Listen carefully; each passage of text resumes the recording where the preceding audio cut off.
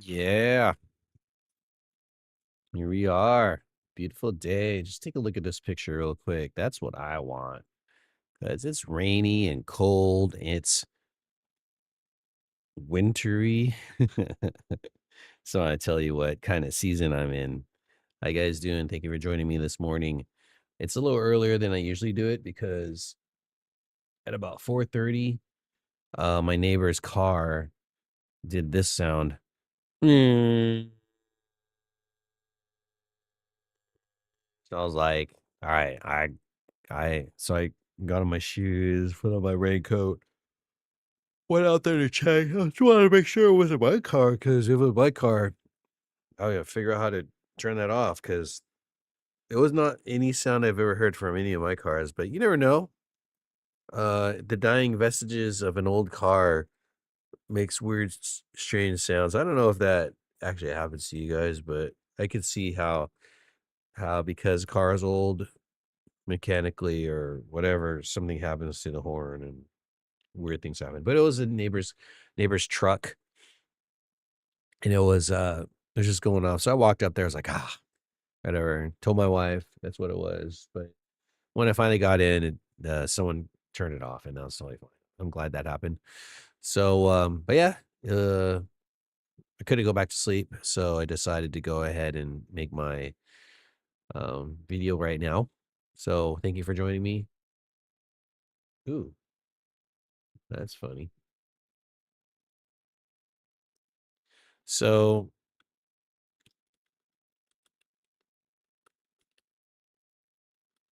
I should actually type some. Good morning, everyone.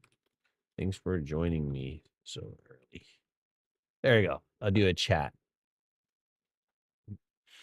just to kind of interact with people in the chat. So there it is, if anybody comes. But yeah, here we are. Going in day 85. We have been doing it. And we're in Proverbs 13, verses 9 through 10 in the ESV. The light of the lamp. Let's do it again. The light of the righteous rejoices, but the lamp of the wicked will be put out. By insolence comes nothing but strife, but with those who take advice is wisdom. As again, Proverbs 13, 9 through 10. Let's go ahead and highlight these things like we usually do every morning. Yeah, the first one is the right righteous, and they rejoice. The lamp of the wicked will be put out. By insolence comes nothing but strife.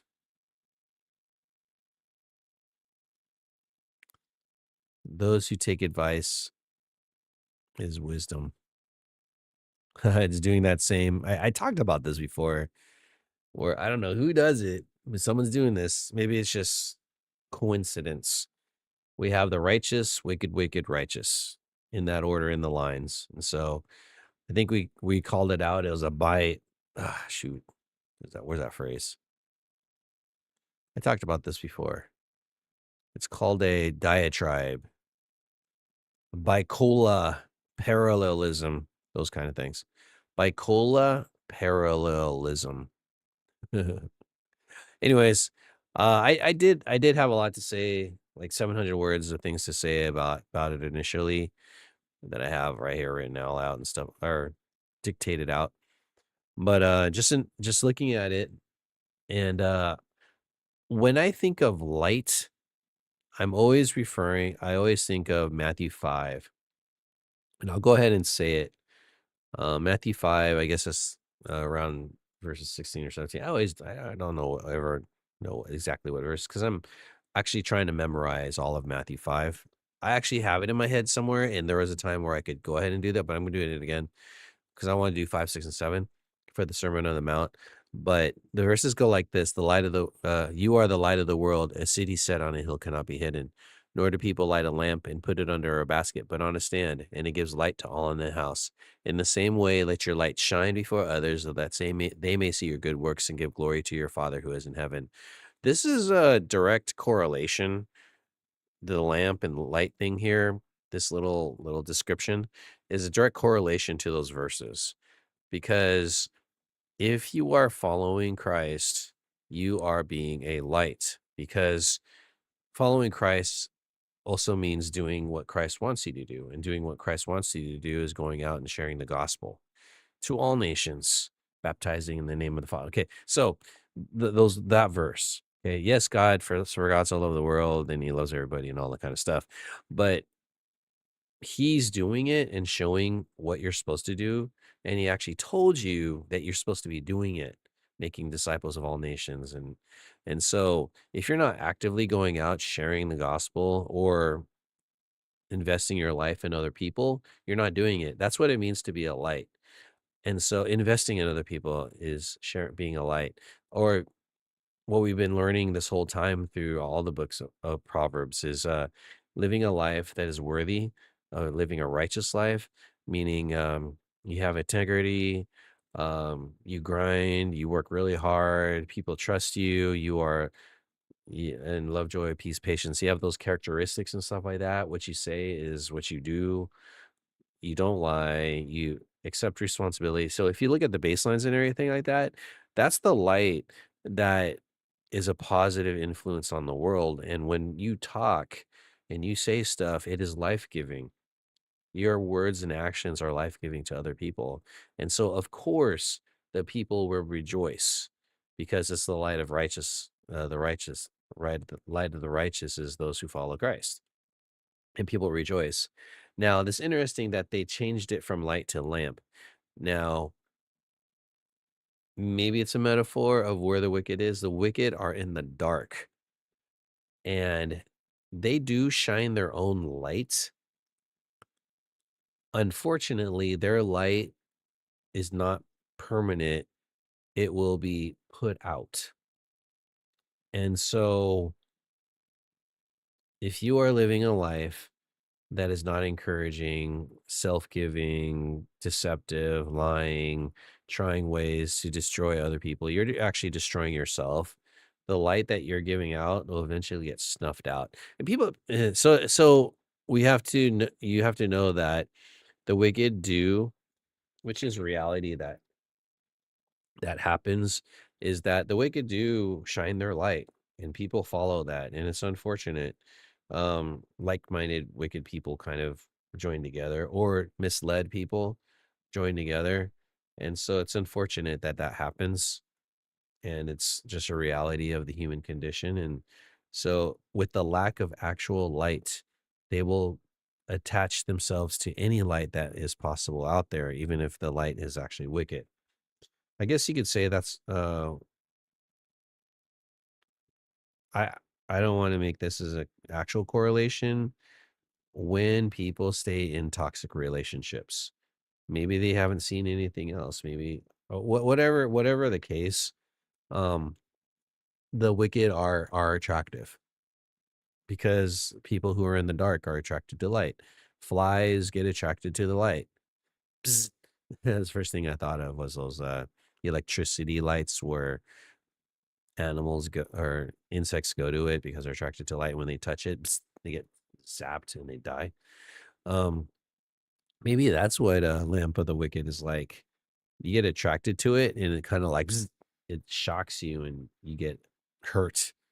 And literally, that's what the wicked. Ultimately, that's what where the wicked goes. They end up hurting people. So just a thing. Just saying what it is.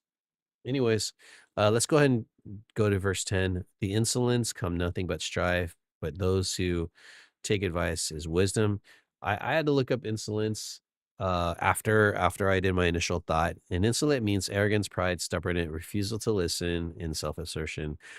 And one of the things that insolence does, which is the main thing for me, is refusal to listen. I think that is the worst someone could be. Other Actually, all of those: arrogance, pride, refusal to listen, self-assertion. Self-assertion sounds like asserting yourself. Actually, let me look that up real quick.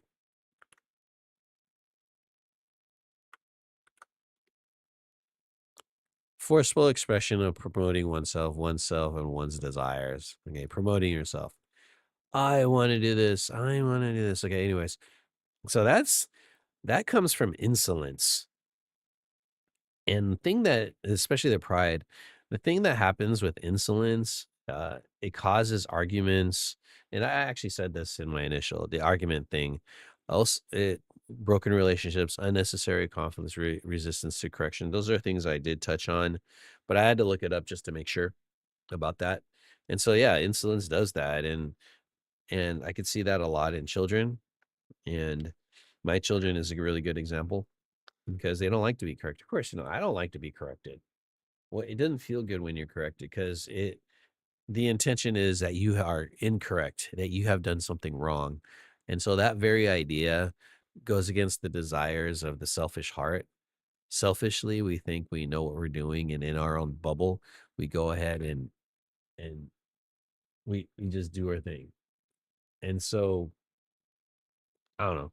It insolently we try to hold to our pride. Eh. And so don't do that.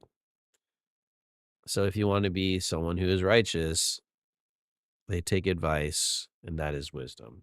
People who are wise will take advice. They have confidants. They have people they could talk to kind of ask for advice, and people who will listen.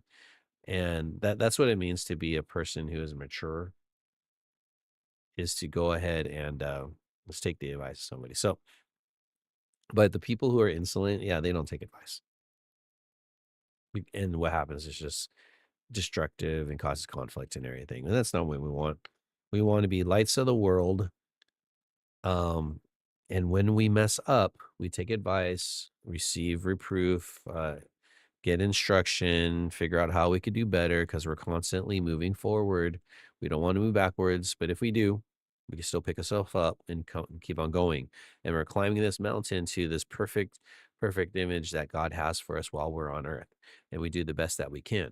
So, uh, taking advice does not mean surrendering discernment or obeying blindly.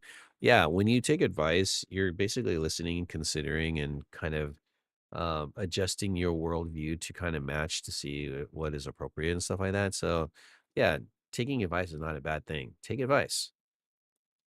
They said use. What does it mean to take? What does it mean to take something with a grain of salt? What does regard something as possibly exaggerated, believing only part of something with a grain of salt. It's not take advice, take whatever advice you have, whatever. Just if you take a little bit of it, maybe it's pretty good and stuff like that, whatever. So you need to just consider when you get advice, consider and are those people that you're talking to and getting advice from worthy of taking advice from? Are they life giving? Are they wise and people to look up to, or people that you admire and people like your best friends and all that kind of stuff, and leaders and whatever it is, taking their advice, make sure that they're upstanding people and you admire them. There's just some kind of baselines. Anyways, um, that's all I have for today. They had a little. I did get a little tidbit from my commentary and said, "A righteous life shines with joy, but pride snuffs out wisdom and replaces it with conflict." And that's totally true. Um, if you are in the dark and wicked, and you're not taking advice and everything like that, yeah, it just causes conflict. And it's not like conflict. Yeah, actually, you want to try to not avoid conflict, but deal with conflict. If you don't want conflict, then change your life and try to live a life that's righteous. You will never be perfect and you'll always cause conflict because people are sinful and they do that. But I think the percentages are higher with conflict when you're wicked and being insolent and not listening and all that kind of stuff. I think that's just the way it is. You have a higher percentage of being a light when you're following the baselines of wisdom and taking advice and being a light to other people. I don't know. That's how I feel. So I hope you learned something and enjoyed our time. And not to say anything or kind of give you hints of what season it is, but Merry Christmas Eve, everybody. Anyway, see you guys next time. Peace.